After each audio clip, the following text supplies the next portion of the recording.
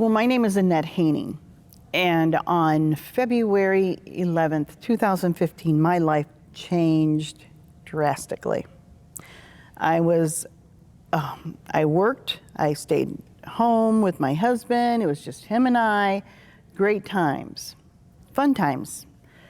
But that night, we went over to his daughter's house to check on her because we know that she has been using, was a heroin user, let me rephrase that, is a heroin user, and alcohol. And she had an 18-month-old little girl in that room with her. So we knocked on the door and we went in there and she let us in and she was out of her mind. The place was a disaster. There was Cheerios all over the floor that little Destiny was picking up and eating. No fresh milk. The dishes were stacked sky high. She was drinking Kool-Aid from a bottle from I don't know how when. She was filthy, and we were ready to take her. But of course, in the meantime, we're trying to talk to Mom and say, let me get you into a treatment facility. We need to get you detoxed. We need you. No, crying and carrying on. But look, you can't continue to live this way. We will take care of Destiny until you can get out and get straightened out.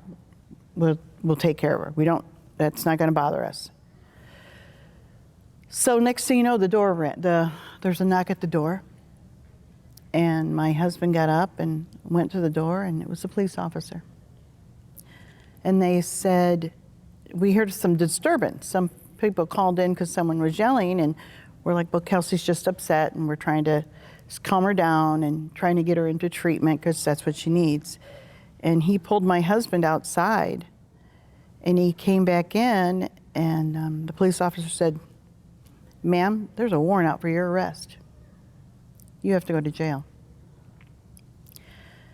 And the policeman looked at Scott and I and said, can you take care of this little girl? And we said yes. And that's the night our life changed. We took her, we got as many clothes as we possibly could. Everything was dirty. We didn't know what was what. We couldn't find a lot of her clothes.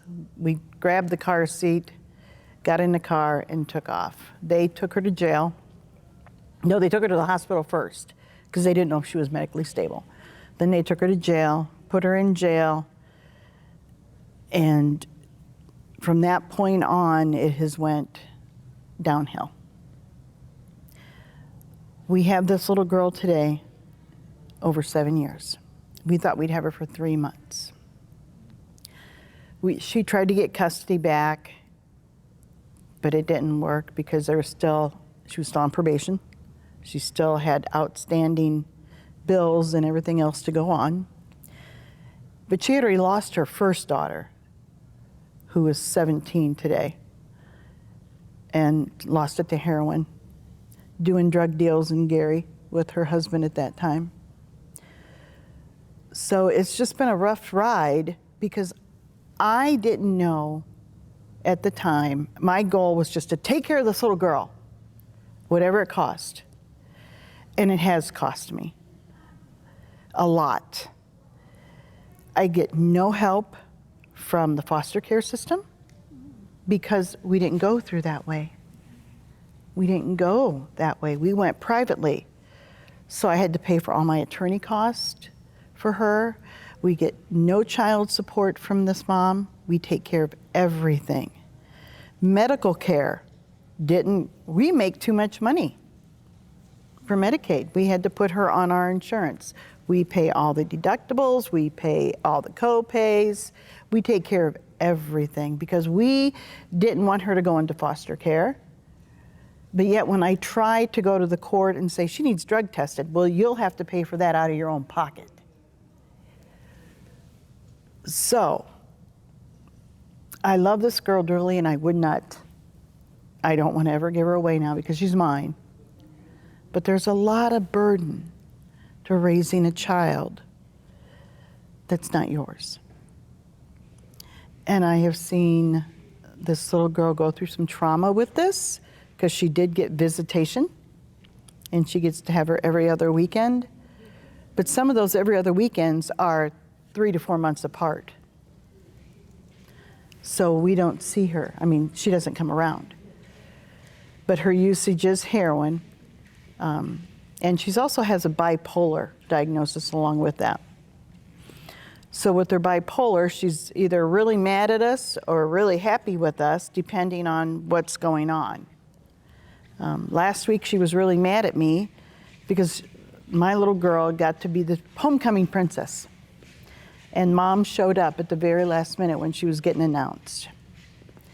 And of course, they announced this Destiny as the daughter of Mr. and Mrs. Scott Haney. The mom had nothing to say that was good about the whole thing. I was called every name in the book that night.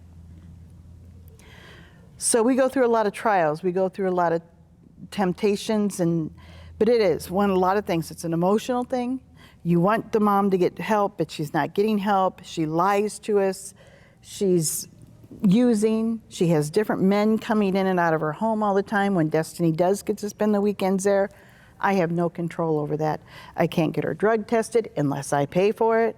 I can't get her counseling unless it's ordered, and then I have to pay for that to get through the court.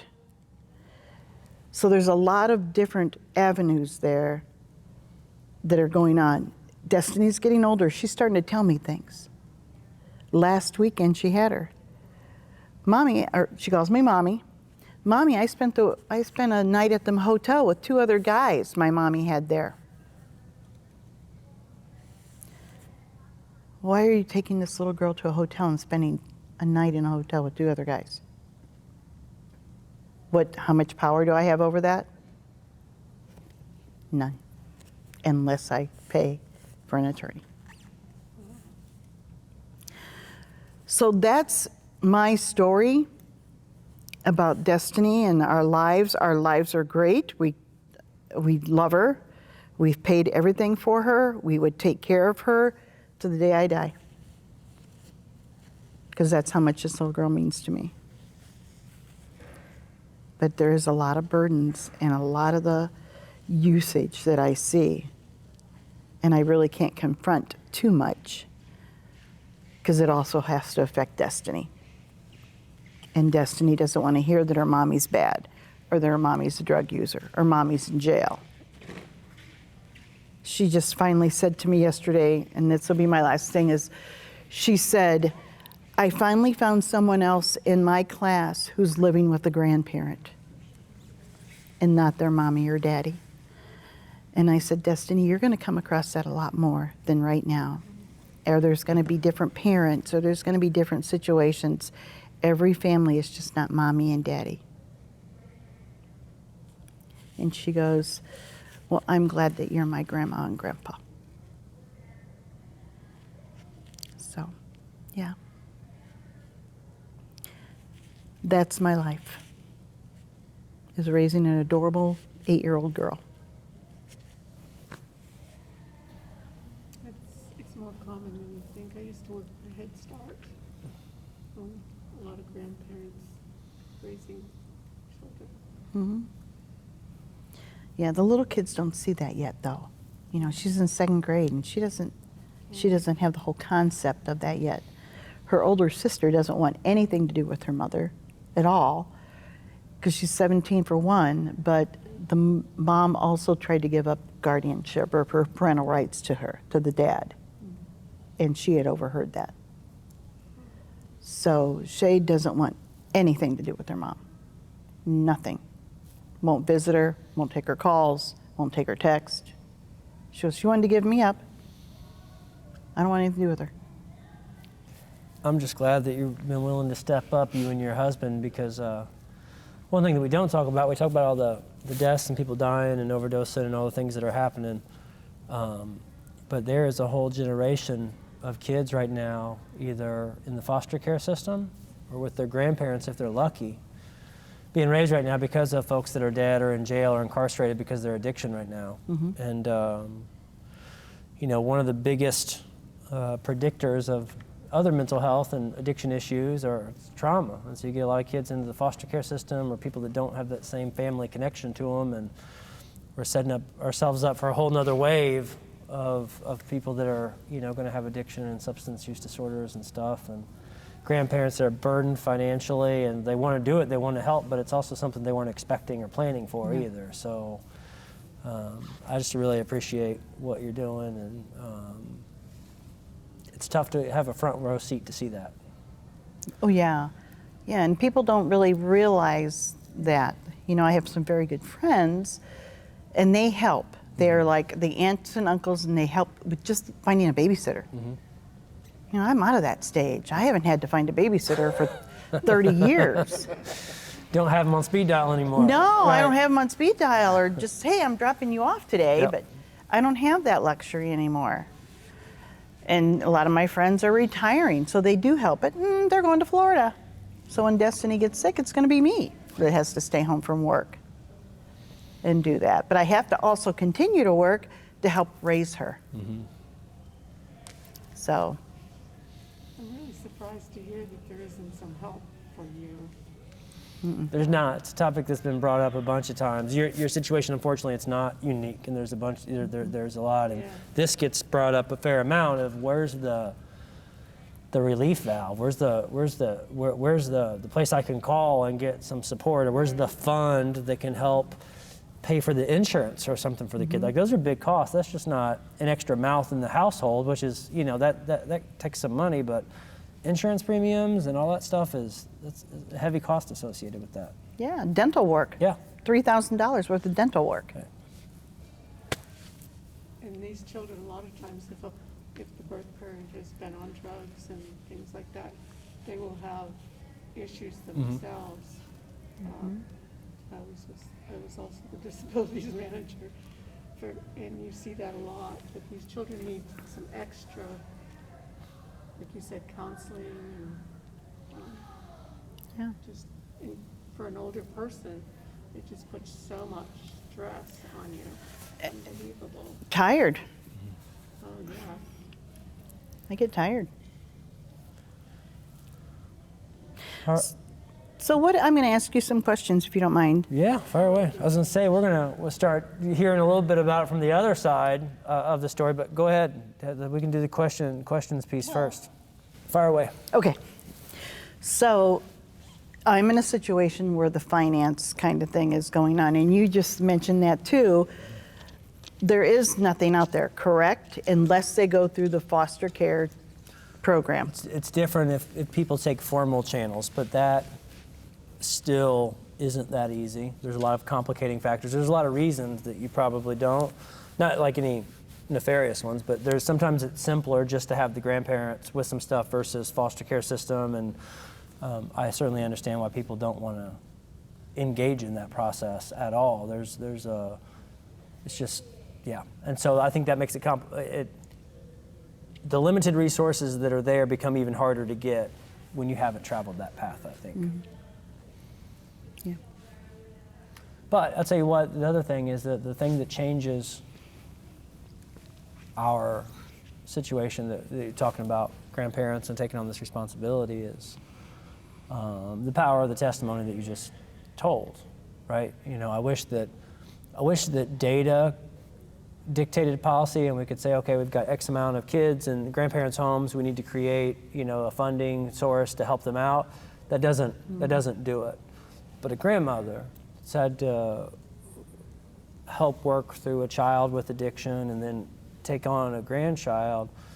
That does. Heartstrings and stories and testimony impacts people that make policy. It impacts legislators, it impacts administrators, etc. And so maybe we can have some follow-up conversation today, just to see if there's a way to get any more information on the radar. It's that what's the squeaky wheel gets the grease, and so we need to squeak in this area. We need to be a constant reminder, because honestly, I kind of live in this space professionally, and I forgot about that piece of it specifically until you start talking about it. I'm like, oh yeah, this is a big component of it, and I forgot. And so I think there's so much going on that it's easy to be out of sight, out of mind. And so we can find some ways to squeak. You know, and I think that as a grandparent who went ahead and said, yes, I'll take this granddaughter, it is my responsibility, but I don't want to squeak too much. Because the other aspect of it is you're looking at then, well, if you're squeaking so much, maybe mom can take her back. Right. Because they want it, that's a big thing in the state of Indiana is reunited with the parent, Yep. no matter how bad it is.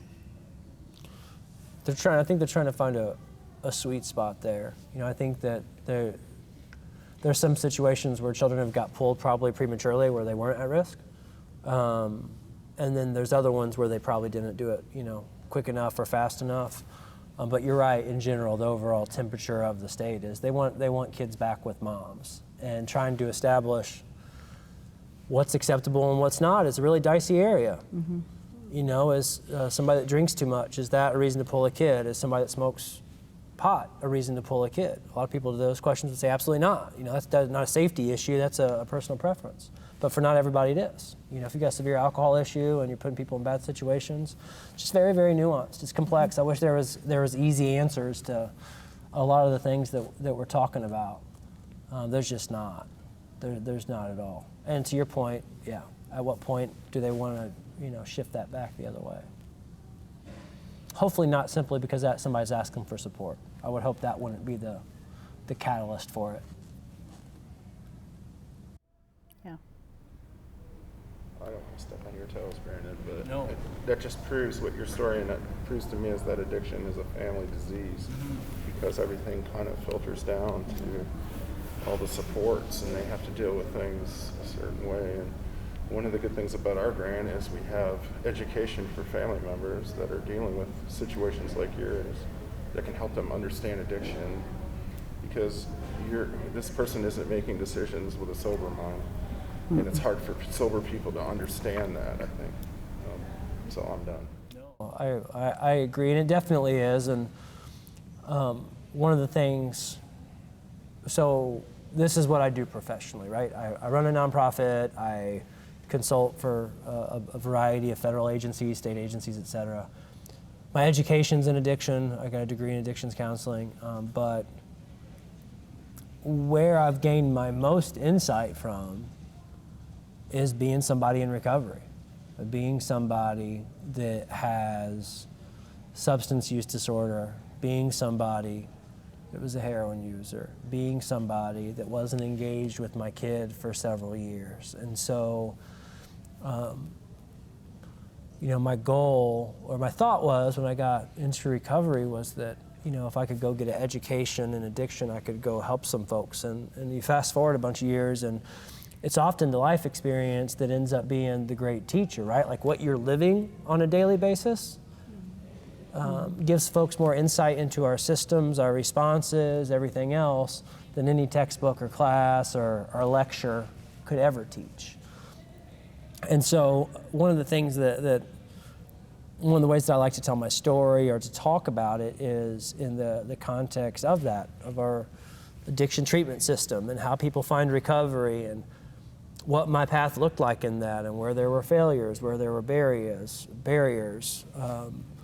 And one of the first ones is addiction, is substance use disorder really a chronic healthcare condition? And most people these days, because of the information that's been out there, would say yes. I pose that question. When I say, what do you guys think? Is this a chronic health condition? Majority of people now will say yes. There'll be a person or two that says, I don't know about that. There were choices made, et cetera. But the majority of people do. But our systems do not respond to it as a healthcare system for the most part. And what I mean by that is I started getting into trouble around my alcohol and drug use at a really young age. And the response to that was not that of a healthcare issue. It was very much of a punitive issue. And so when I started getting trouble at school, there wasn't questions of hey, does he have a problem with alcohol or drugs? It was, no, there was a fifth of liquor in his car, and we're kicking him out of school. And the response to it always was, get him away from the other kids and punitive response versus, hey, what's going on there? Like, why is this 14-year-old drinking a fifth before he goes to school? Like, that's not normal behavior. And that was, unfortunately, for a lot of behavior change, a smack on the hand will change behavior for normal average people in general, right? Like, that's why we have measures put in place in a variety of ways. A normal person, we don't want to say that you're normal, but just in general, if he goes watch football games and has 2 beers at BW3s, gets a DUI on the way home, he misses work the next day, his wife's upset with him. Being just a normal person that has some drinks, most likely, guess what he's not going to do again? He's not going to drink and drive again, right? He doesn't want to put his job at risk. He doesn't want to put his marriage at risk. Like that's a situation to where you have some consequences for your action, and you say, whoa, I don't want to do that anymore, so I'm going to stop drinking and driving. I'm going to call an Uber. I'm going to do whatever it is. The problem with addiction and substance use disorder is the definition of is continuing to do something despite negative consequences. So that's kind of where it hinges at. He stops drinking and driving. I think, I make up a justification to myself, oh, the cops are just trying to meet their quota. It didn't have anything to do with me drinking and driving. My wife doesn't know what she's talking about. I don't like that employer anyways. I hope he does fire me. You can find a way to justify. And I did that young. So I got kicked out of one school. Me and a friend were drinking in the radio station. Got kicked out. Definitely did not ask me if there was a problem. There was no assessment of Brandon. It was very much just looked at as a rules infraction. I had to go back to the school. There's a sheriff there. I had to sign paperwork that said I want to come back on the premise for 5 years. So separating from education, separating from those things. I'm not advocating that there shouldn't be any action taken, but it seemed a little extreme to me. And so I go to a different high school. Normal person, right? You get the arrest, and it's like, hey, I need to fix this. You would think somebody in my situation, you just get kicked out of a school, you have to go live with your grandparents. Me and my mom moved out with my grandparents to get me into that other school system. You would think that I would, start straightening up. But my addiction had already taken hold at that point. And so you mentioned the point, you're not thinking with that other mind. My cravings for alcohol and other drugs were at a point to where that was more prominent than the possible consequences. And so everything really sped up around that time. I ended up missing like 30 days of school in a semester, which is outrageous, right? Like that's like that's just multiple days every single week, a bunch of it. And again, so I'm getting in trouble for missing school. My poor grandparents, God love grandparents. My grandma didn't want me to get in trouble. So she's like helping me like find like doctors, like she's calling the family doctor, like, can you please write a doctor's note? He's gonna get kicked out of this school if we don't come up with a doctor's note. So she's, she's an accomplice at this point, right? Like but she didn't know what to do. She doesn't know. And so eventually they're just like, hey, you gotta come to school or you gotta leave. Like you can't keep doing this. And I ended up moving and going to or having to go to like an alternative type school. But even in that process, like I was staying up all night drinking, trying to go to school the next day. Like there was a bunch of signs that like something clearly is not amiss here. And again, no looking into it, no is there an issue, no hey, does he need treatment, like none of that. And again, it was just a punitive measure, and I was past the point of responding to simple consequences. Like my addiction at that point was well beyond me being responsive to some type of small consequence. I talk about the hot stove, right? Everybody's touched the hot stove before, and like you do it one time. Nobody ever does it again.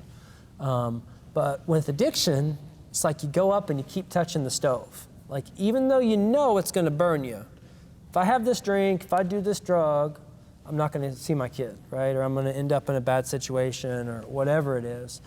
And not being able to not touch the stove And the powerlessness feeling associated with that for me, like a lot of times people think I was making specific choices to do stuff.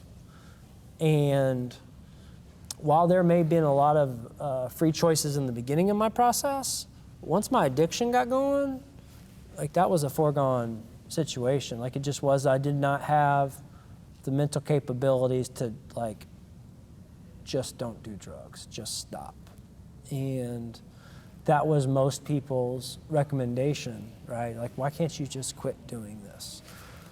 And so I ended up getting, kicked out of a couple schools. I went to the alternative school. I ended up having 2 friends of mine when I was 17. I remember specifically getting a call from my grandmother saying, hey, we need to talk. I was at a friend's house and said, great, well, I'm gonna have dinner over here and then I'll come home and we can talk. And she's like, no, we need to talk about it now. I'm like, okay, what do you got?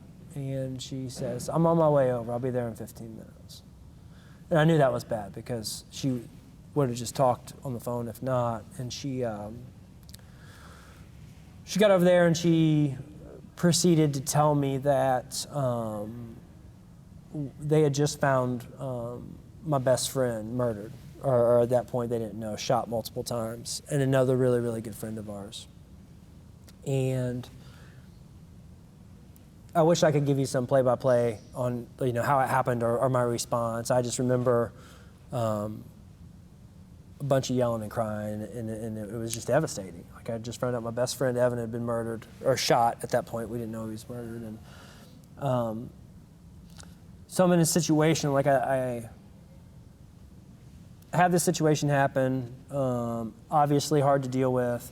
And then I find out a couple days later that they had actually been murdered over some cocaine that I had been a part of that transaction, or bringing it into the fold of people. And what I mean by that was that I had given somebody some drugs.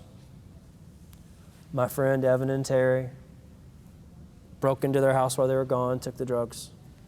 They found out about it, and their response was to kill both of them.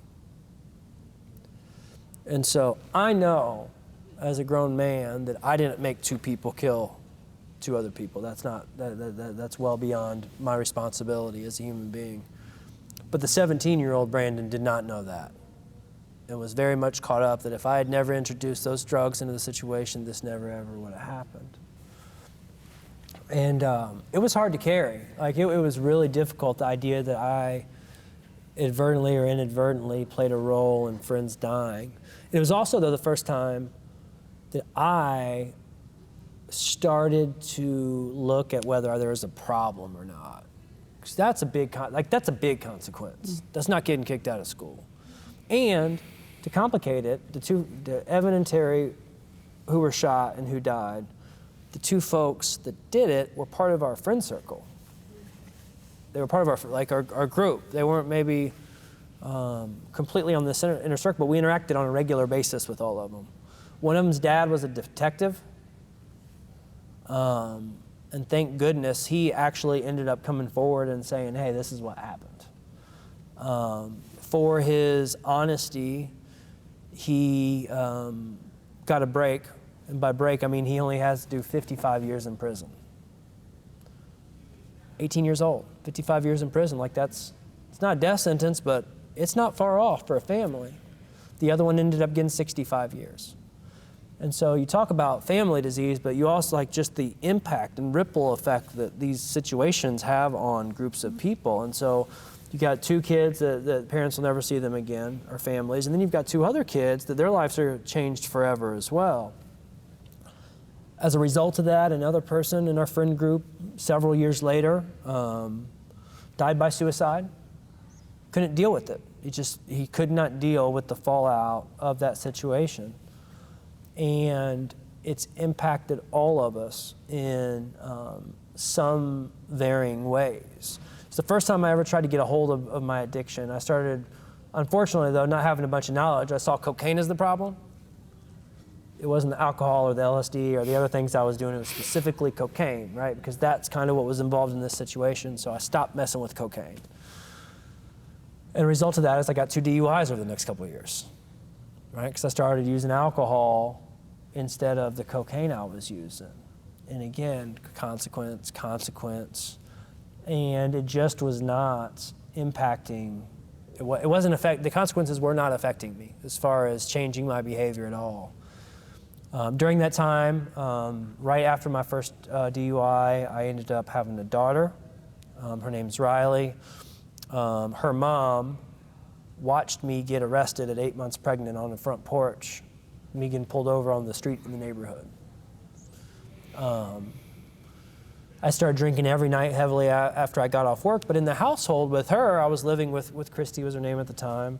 People say, well, why did she put up with your stuff? Like, it really wasn't like that. Like, I was going to work, she was pregnant, I was stopping for some drinks when I got off work, etc. And she also knew that I was dealing with a friend that died less than like a year and a half ago, 2 friends that died. So like, is that so outlandish that somebody's maybe drinking a little bit more than they would? She didn't think so. And I remember thinking specifically that once she had the kid, that like everything would be okay. She'd get back to work, we'd find a routine. I wouldn't be drinking as much because of the stress involved in everything. And when you're 18, you don't realize that like just because a baby comes doesn't mean like everything goes back to normal. It's like the opposite, right? In my head, I thought like baby comes, everything's going to be okay. And boy, was I wrong. Financially, we were stressed, and you know, women don't go back to work right away. It's not like have the baby go back to work. We're talking, you know, several months still before that happens. My drinking picked up more eventually. Now Christy, though, instead of being at home and okay with me having some drinks afterwards, she's at home with the baby now, and she's like, you know, put up. Like, you gotta, like, you need to be here helping out. And this is, I hope, one of the ways that I'm able to explain the way like my addiction talked to me and worked for me is that we had a very specific conversation. She said, I love you, but you're staying out all night drinking after work. If you love us, you come home, be part of our family. I love you, I want you to be here. And me telling her, I love you too. I love you, I love our daughter, I'll be here. Go to work the next day, worked at a restaurant. And what I'd do is I'd work double shifts. So I'd work like 12 hours straight, and around noon or 1, somebody'd say, hey, are you working tonight? You gonna come out and have some drinks afterwards? And I would say, no, I'm gonna go home, spend time with the new baby. I need to be around there a little bit more, we're all good. Somebody asking about 5 or 6 o'clock. Nope, I'm gonna go home and hang out with the kid and spend some time at home. We'd be closing down, somebody'd say, hey, you gonna go have a drink with us? And I'd say, I really shouldn't, because I need to go home to the kid, but we got done a little early. I'll stop by and have one. That's not the way it works for somebody with an alcohol or addiction issue. You have one, and that it's not the 10th one that gets you. They talk about this, the first one that gets you. It's that that kind of triggers everything. And so every intention all day long of going home and spending time, I meant that when I told her. When I said I'm coming home, I meant it. I was telling the truth 100%. When I told those people earlier in the day I was going home, I meant it 100%. It wasn't me like just plotting and planning that I was really going to do it. I meant it. And then put in the actual situation of drinking and drugging or going home, like I chose drinking and drugging. And that would show up at other points in my life. You know, I ended up moving out of there with Christy and Riley and stayed with some friends, got another DUI, consequences, was on house arrest. One of the things I figured out is I started taking Xanax in lieu of drinking. Benzodiazepines are very, very similar to alcohol in their effect. You can take a couple pills, except for all of a sudden I'm not going to get DUI, right? And so there was some thought behind that. Take pills versus drink, I won't get a DUI. And another example of not being able to not touch the stove, I was going for drug tests every Monday. I got drug tested every Monday. It was part of what I did. I had a breathalyzer. I was blowing at the house because of my house arrest, so I was doing that.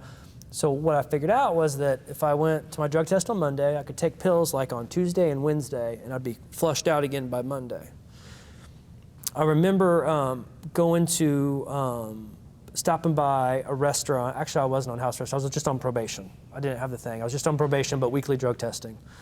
And back then, you couldn't test for alcohol. And so what I would do is the rest of the week, I'd have some drinks, because as long as you didn't show up smelling like a brewery, you were fine. Went into the bar on Saturday night, just to have a few drinks. And a friend of mine was there. I walked up, we say, hey, he puts his hand out like this. Put my hand out. I look down. There's 2 blue pills in my hand that he drops into my hand. My very, very first thought, I have a drug test in less than 48 hours on Monday. If I take these, there is no way that I will pass that drug test. If I don't pass that drug test, I'm probably going to go to jail. Very quick thought process. These ain't going to be out of my system. I'm going to go to jail. What did I do next? Took the pills. I couldn't not, the consequence just wasn't registering as a deterrent to do so.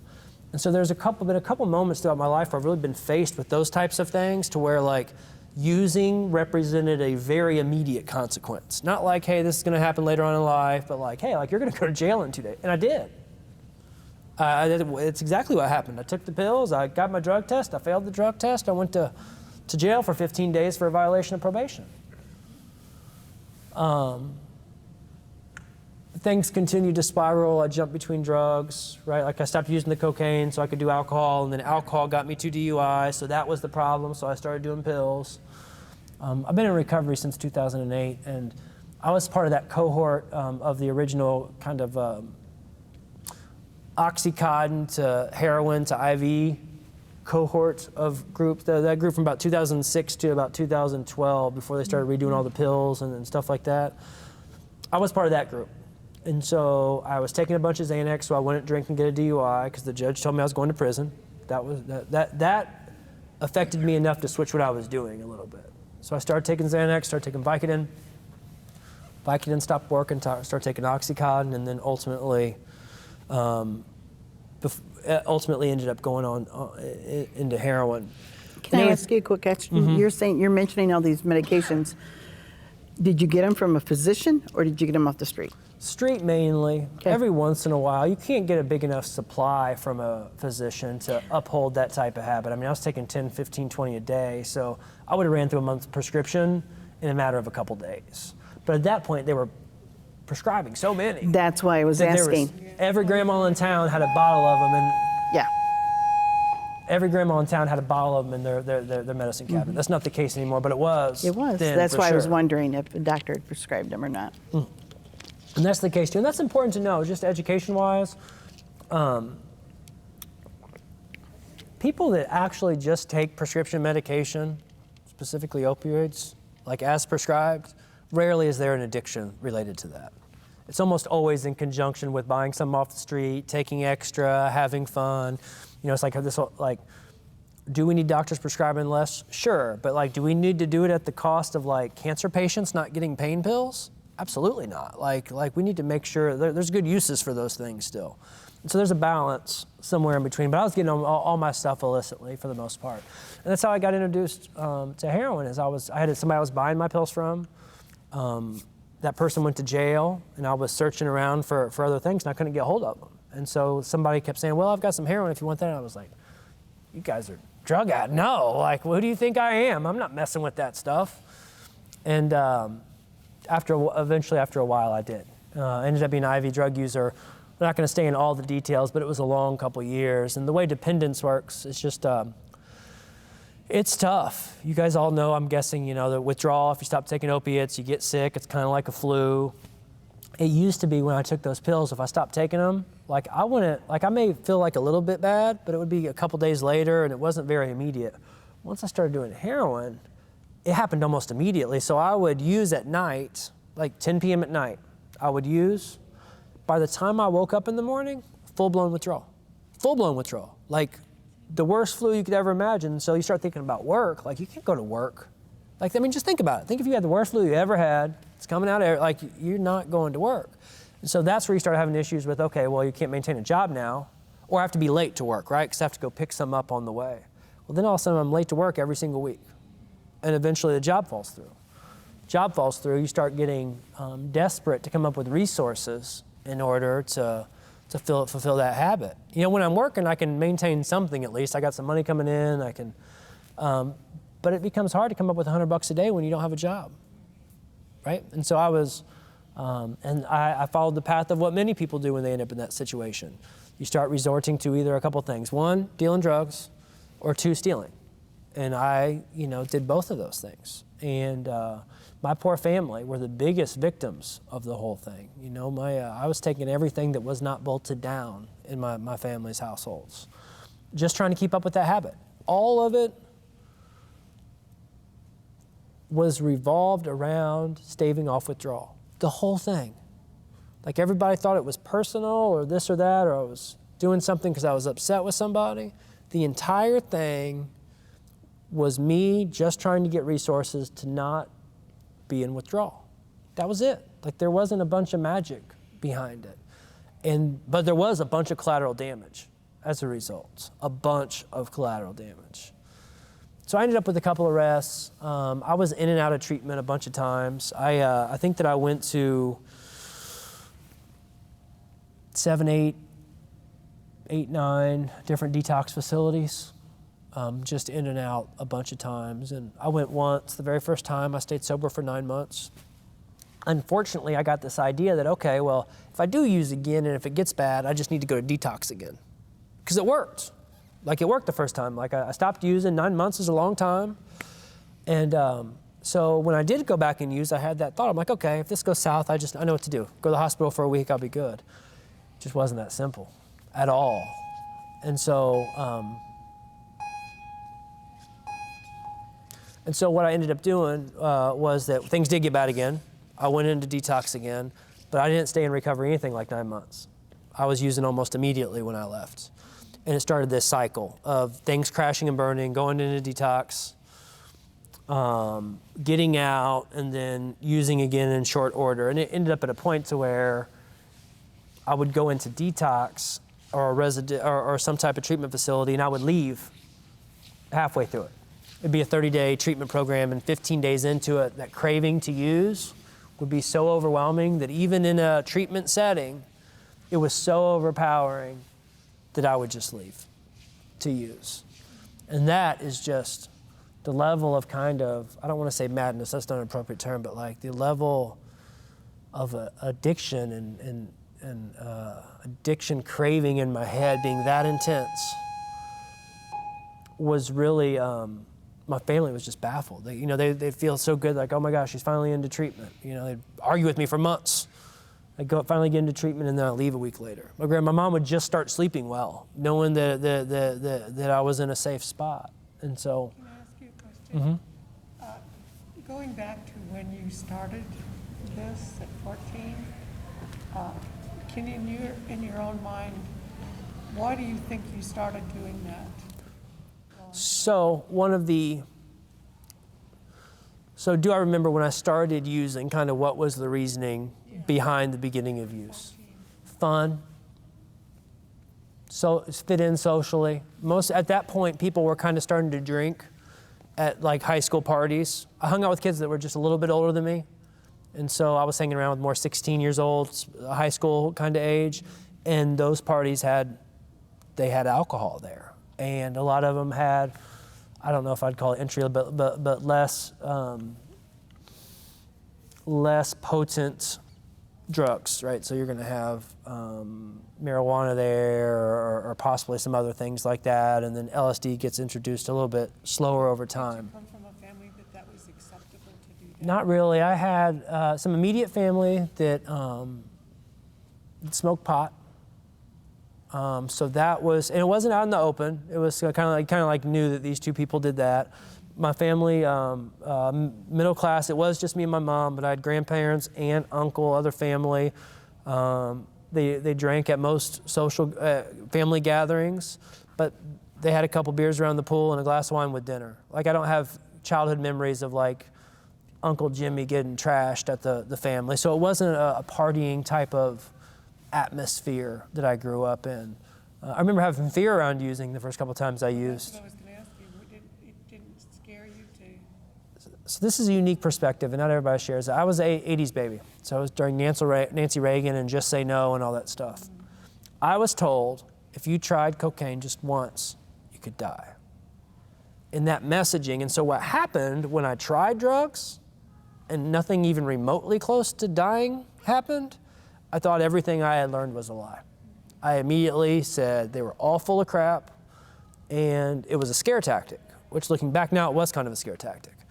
Unfortunately now, if you do drugs just once, you can die because of all the fentanyl and everything in it, but that wasn't really the case back then. And so that was my mindset. So yeah, it was a little scary maybe trying a drug once, but I was seeing other people do it and not really have any problems. And then I did, and I realized like this wasn't a near-death experience. This wasn't close, and I immediately just cast away the other education I had had on it because I thought they were lying to me. And you're young at that point too. You know what I mean? You kind of know it all. So You almost have this invincibility about you Absolutely. in your teens. absolutely, no question about it. And we know now, we got more science, right? We know that people's brains aren't fully formed till 25, and so like that need. We talk about the consequence. That's another reason that it happens so quickly with kids is because they can't process consequence the same way that adults do. That getting kicked out of school, like what type of impact they earn, an arrest on your record can have. Like kids just don't. It just doesn't register that Do way. you have any alcoholism in your family? Like my husband's father was an alcoholic, and then one of our sons became an alcoholic, and he's... So I don't know about my father's history. It wouldn't surprise me if it was there. We do know, obviously, professionally that genetics play a massive role, specifically in alcoholism. We don't have the same data on SUD. Most people think it's the same. But I don't know is the answer. It wouldn't be surprising. The genetic predisposition is a huge deal. My daughter, when she came of age and was entering high school, you better believe we had that conversation, right? Hey, this is the deal. You're going to probably try this. You're going to be around other people that do. But if you and 4 of your girlfriends are all lined up and one of you ends up being an alcoholic, it's a good chance it's going to be you because you're genetically predisposed to it. Now, if you never pick up a drink, that doesn't matter, but we just tried to arm her with those facts that like, it's not going to happen the first time. It's not going to happen the second, but you have a disposition that your other friends most likely do not have. I believe in that strongly. I believe in the science around that really, really strongly. There's a lot of social factors like you were talking about earlier about family being around it. Was it acceptable? That plays a big role. It's that nature versus nurture thing. And both of them impact, but genetics play a big role in it. Yeah, we know people with alcohol, they don't process alcohol the same way, which creates a craving. And so there's a bunch of factors there. And so I was doing my in and out of treatments and the revolving door of them. And so one of the things I want to focus on is the difference in between. A lot of people think treatment is the goal. We just need to get people into treatment. And understandably so, treatment's very important, can be very, very important. But treatment's not the goal. Recovery is the goal. Treatment is usually what I would call the acute intervention to get you into recovery. Most treatment lasts for a week, 30 days, maybe 6 weeks if it's IOP type classes. If you were in a really, really great program, it could last a year, but that is very, very rare. It's usually 30, 60, 90 days. And so, and again, we're talking about a chronic condition. It doesn't match up. If you're a cancer patient, how long are you going to be plugged into the system for? Years, maybe the rest of your life. 5, 10, the rest of you're at least going to have some check-ins to make sure everything's good. But with this, we put people in treatment for, and this happened to me, put people in treatment for 30 days, and they give you a graduation certificate. Like something's, like it's gone, like the problem no longer exists. And I understand, like we want to support people, right? You accomplish something, we want to make sure that we give them, accolades for doing so, but we're setting people up for failure if there's this idea that like we graduate out of an illness somehow. And so most of my treatments were that way. Very short, and they weren't effective. I was what you would call severe SUD case, physical dependence, a lot of negative consequences, not holding job, employment, all that stuff was shattered. And they were like, they're like throwing pennies at an armored car or something. Like it's not even coming close to touching where I'm at. The level of care needed for me was far outweighing what they were putting at it. And that's why I was failing. That's why I was keep going in and out. I got really lucky. I ended up getting arrested again, and which I had done several times. Family left me in there for a couple weeks trying to figure out what to do. One of the things that we knew is that I needed more than just a week or a month. I needed something long-term. Between my long history of treatment, having the trauma from having my friends die when I was younger, like they knew like, hey, we gotta, like there's probably something there that we need to deal with. And they were right. And so we found a place that was 30 to 90 days. And I ended up, normal stay was 30 to 90 days. and they employed what we would call in our field a bunch of evidence-based practices. They did specific types of therapy, cognitive behavioral therapy. They did therapy for trauma. We know that trauma plays a really, really big role in addiction. They used medication for my opioid use disorder, which did amazing things. And people, you know, there ends up being the stigma associated with it, but in my previous treatments, remember I told you I was just leaving them? That's because my craving was so strong. I was in there, all I could think about was drugs. And I eventually left to go get drugs. I get in this place, they give me some medication, I'm no longer thinking about drugs every day. And so when the counselor's talking to me, I'm actually paying attention. When I'm doing educational groups to learn stuff, I'm actually can digest the information because my brain isn't going haywire just trying to find drugs underneath every rock, tree, patio, feet of fur. Like, it was so intense. And so when people think about like the use of medication, like, that's what it's for. Like, it's so that you can actually focus on your recovery. And so they did that. They did the trauma stuff. They introduced me to other what we would call recovery supports. So your 12-step recoveries, your AAs, your NAs, because those are the things that really help people in the long term, right? We got the immediate treatment, and then historically, what we've done for both the jail system and treatment system is we'll have them for a little piece of time, and then we kick them to AA or NA.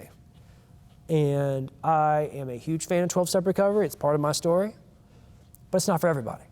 It helps about half the people. And we need to have, instead of trying to say, well, you need to make it work for you, we need to provide other options, just like we do with other healthcare issues. You may have, this works for most people, but if it doesn't work for you, try A, B, and C. And so started getting plugged in there. I ended up staying for over 11 months at that treatment place. I always like to make note that I had a family that was able to make that happen, some grandparents that were able to step up and pay some money to keep me there. Not everybody can do that. And I would say it's probably, people ask me what was different the 9th time, you know, this time versus the other 8 times. And that long-term stay was a big, big piece of it, especially with how sick I was. And without having resources to do it, I don't know what happens. If I'm out again in 30 days, like I had been all the other times, evidence tells me I would have went back to using.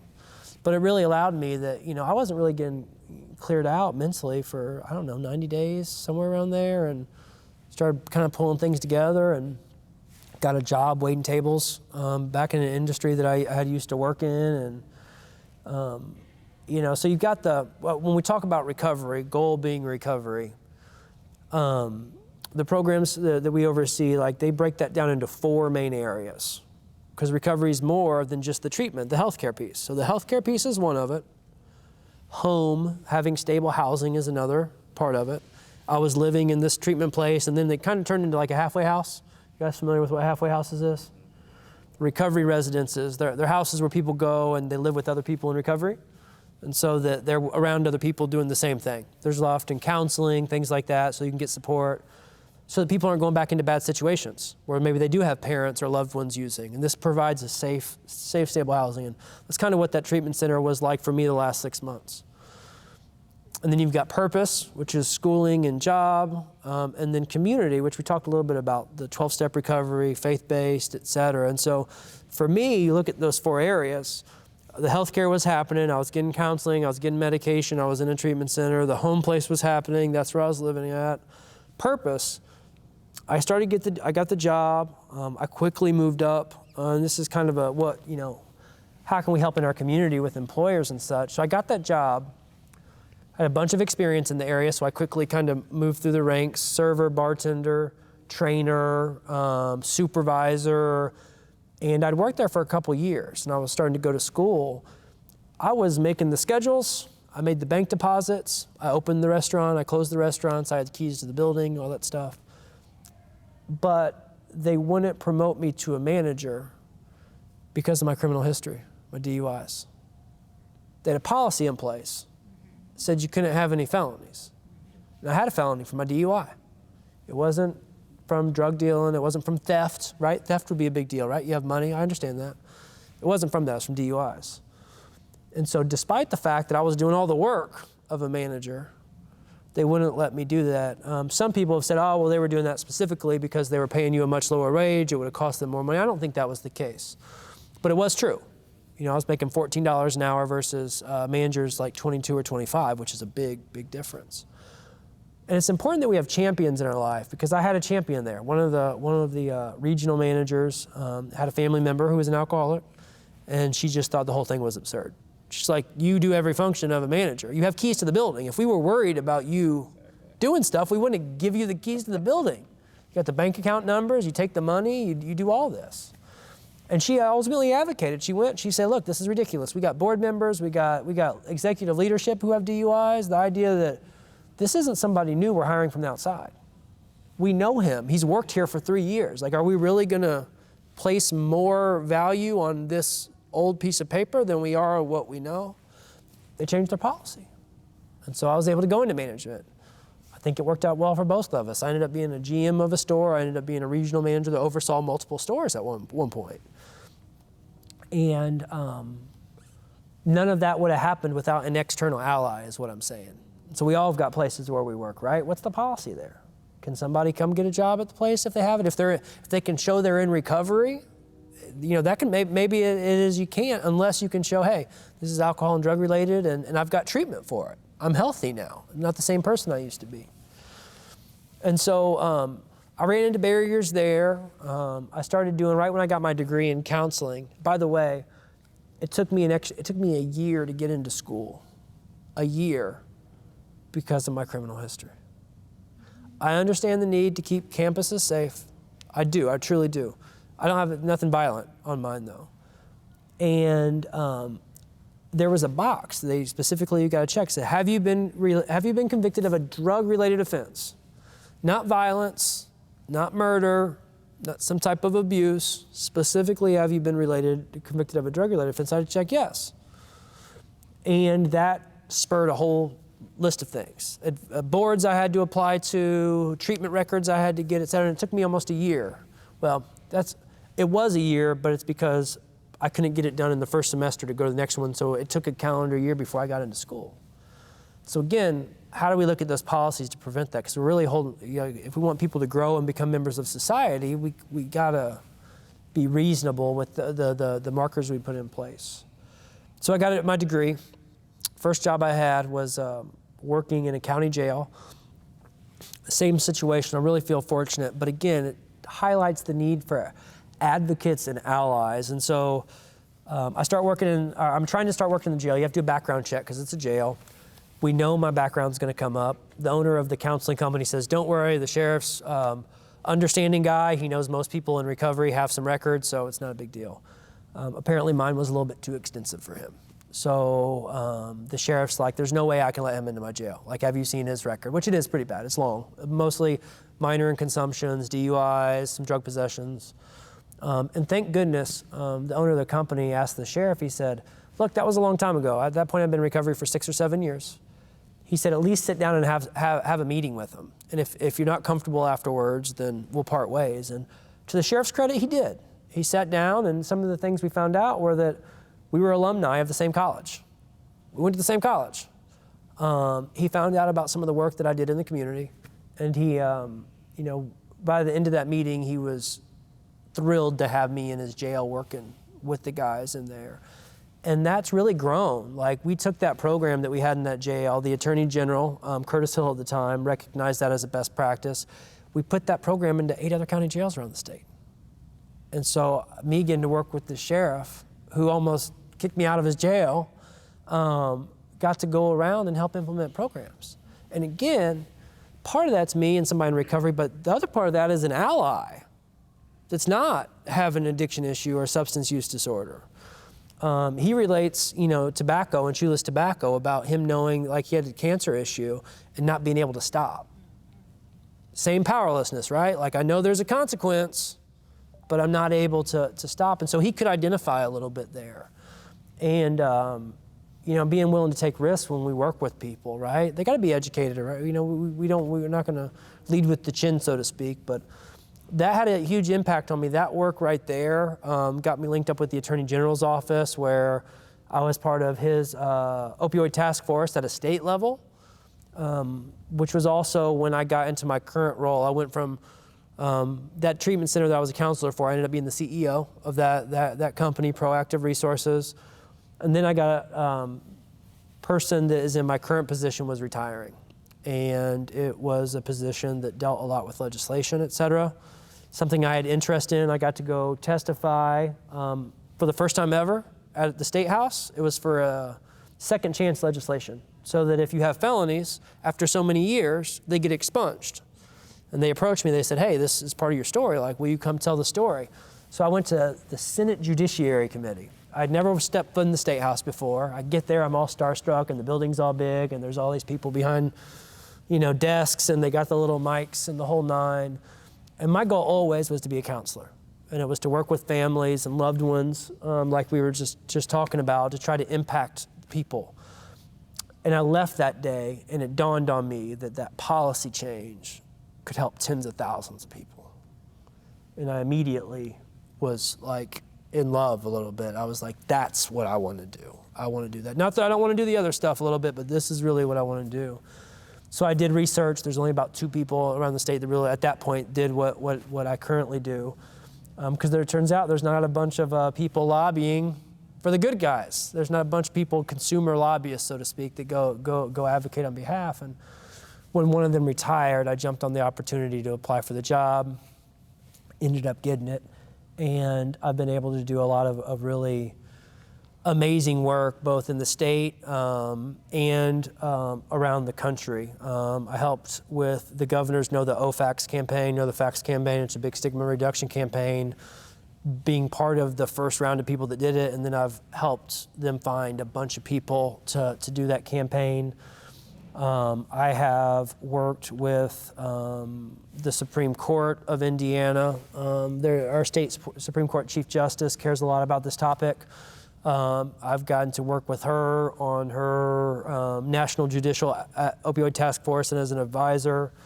I've done consultant work for the Department of Justice. I've done consultant work for SAMHSA.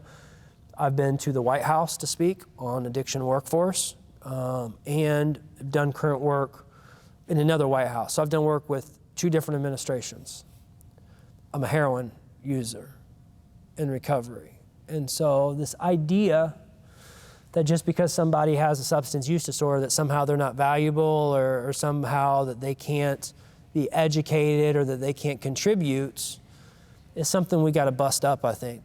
I think the idea that, yeah, we want you here to tell your story, but we don't want you involved in the decision making. Somebody having an addiction doesn't have anything to do with whether they're a good or a bad person. There's good and bad people that have diabetes, right? There's good and bad people that have a variety of healthcare issues, and unfortunately, and I think part of it's because of the arrests and drugs being illegal, that everybody that uses drugs is a criminal, and so we immediately write them off a bunch. And so I think it's important that we acknowledge and show when people do well. And so I was joking earlier at another speaking event, like, hey, don't read that bio. Because I don't like saying some of the stuff that I just said. It's kind of embarrassing for me. I think that it's weird talking about it. But I think it's important for people in recovery too to know, or people that are aspiring to know, that you can do whatever you want to do. The idea ever that I thought that I would end up at the White House, no, it wasn't even on my radar. Like, it wasn't even something I could imagine at the time. The idea that I would be involved in state level stuff where people would value my opinion, not even on my radar. And so one thing I push at the community level always, it's important to have people that are educated on topics at the table. It's important to have the institutions that are in that space at the table. It is vital that we have people with lived experience at the table. Not because they're the smartest people in the room, not because they know the most, but they are our consumers. Think about this. Every time you go somewhere, they beg you to give them feedback. CVS prints off a receipt this long, please give me feedback. Most places say, I'll give you a gift card if you call in, right? We don't do that in this space. We don't ask people, hey, what was your experience with the treatment system? Did it work? Did it not work? How was the customer service? We don't do that. We don't do that. Actually, in this area, we blame the consumer when it fails. They told me I was the reason every time that I didn't get sober. I wasn't trying hard enough. Well, fast forward 15 years, now that I've got more education, I look back at that and say, no, you guys applied the wrong treatment. Like, I needed what I got last first. If you guys would have done that from the get-go, we probably wouldn't have, we could have saved 6 or 7 years. And so it's important to have moms, grandparents, people that have had kids through the system, people themselves that have been through the system, to provide that insight. Because we can come up with a great idea and not know one small quirk that won't make it work. And so recovery is the goal. I got a friend of mine that jokes, he says, yeah, treatment's cool, but have you ever tried recovery? And that's it. Treatment's cool, but have you ever tried recovery? And recovery is easier when life is easier. I fully recognize my privilege of grandparents who could help pay for treatment. They bought me a car when it was time for me to start working. There's a lot of families that don't have that, right? And then, again, if you can't get to treatment, if you can't go to your meetings, they say it's your fault. We ain't no magic carpets around here. I used to do that as a treatment provider. I would say, well, if you cared enough, you would find a way to get to those treatments. Guess what? Single mom with 2 kids, like, you can't just magically make a babysitter appear. We just heard about that. Or transportation. And so we need to give people the proper support to make sure they can get to their treatment and stuff like that. I worry about these teenagers getting involved in drugs and alcohol. Because like you said, their brain isn't totally developed. It must be very difficult to work with teenagers. Way harder. So much. And yeah, So the question is about teenagers and their brains. Is it, you know, the fear of if people start using earlier, the consequence, and there's a severe consequence to it because one, people that start using at an earlier age, that's a big trigger for if they end up developing a use disorder. right. You know, if somebody's 28 and they start, you know, dabbling in this or that, they're less likely to form an addiction than a 14, 15, 16, 17-year-old. If they do with any consistency, the odds of that happening are pretty high, actually. Whereas a normal person, maybe not. And then treating them.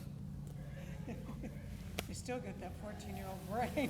Absolutely. But what we try to do systems-wise and in the community, we need to have separate paths here because we try to take adult treatment, make like a small change, and then cram it down youth's throat. They don't respond the same way. They don't learn the same way. They learn in different ways. So what do we need to do? Do we need to educate parents? It seems like parents are, well, since it's all right with them, it's not like a red flag when their child starts drinking.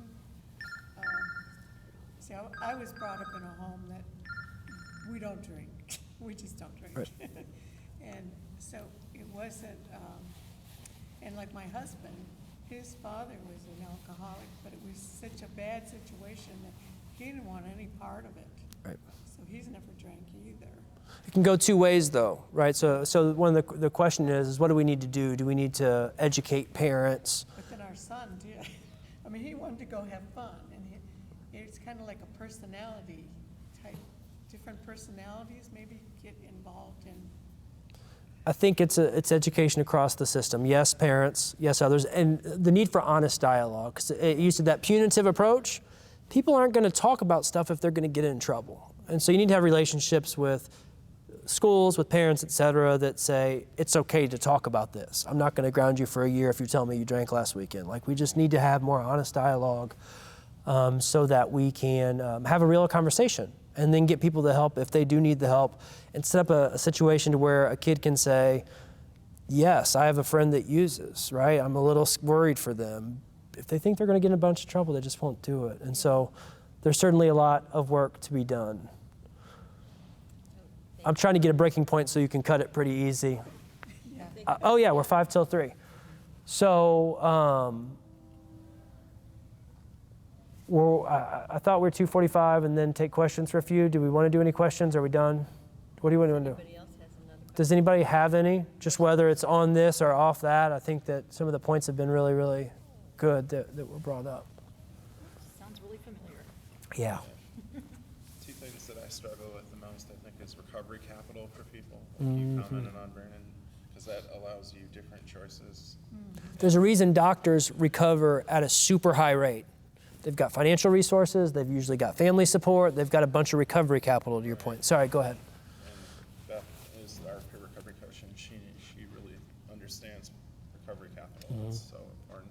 Two is trying to get doctors to realize that the people we are servicing need to get in as quick as they can for evals and assessments and intakes that allow them to get medically assisted care. And that is a constant battle that I fight a lot, but we try to push it quicker for people that are fighting addiction because it's so important. Risk of death is so high too. Yeah.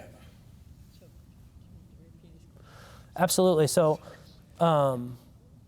the question was around recovery capital. And essentially what that means is recovery capital are the internal and external resources that an individual has to be able to find recovery. And so you start thinking about social capital. Do you have family? Do you have friends? Financial capital. Do you have access to financial resources, cultural, et cetera? And one of the points we're making is a lot of folks will look at some of the programs for nurses and doctors and say these programs are great because they produce such great recovery rates. It's not just about the program. The people that are in it are high functioning people. I mean, anybody that's a nurse or a doctor has some capital in general. And so we need to find ways to support people with less recovery capital. So when they don't have the social support, how do we get them the social support? When they don't have the financial support, how do we get it? And that gets outside of the scope of like medical or behavioral health, right? It gets into housing, it gets into transportation. We need to be at a spot where we can write a prescription for transportation. Here's a prescription for a $100 gift card in Lyft cards or something like that. So. Except there's no Lyft or Uber in this area. Oh. There's in South Bend, but not in our county. We do have some vouchers. Can we do jobs? Can we create jobs? So one of the problems in a lot of rural communities is there are no rideshare places to help with transportation. There are no Lyft, there are no Ubers. I would challenge folks to how do we make that a pipeline for some jobs and get people doing it? Is there a need? Is it something people can do part-time? Because there's going to be some resources coming that way. So we need to figure it out if not. One of the things that our grant does is we have vouchers through our older adult services agency that we use with our recoveries. Good. We have older adults. Round of applause. Yay! We'll wrap this up then. Yeah. Thank you, Brandon, very much for coming. Yeah. So much. Thank you all for the conversation. I appreciate it. Any folks that care about this are my people.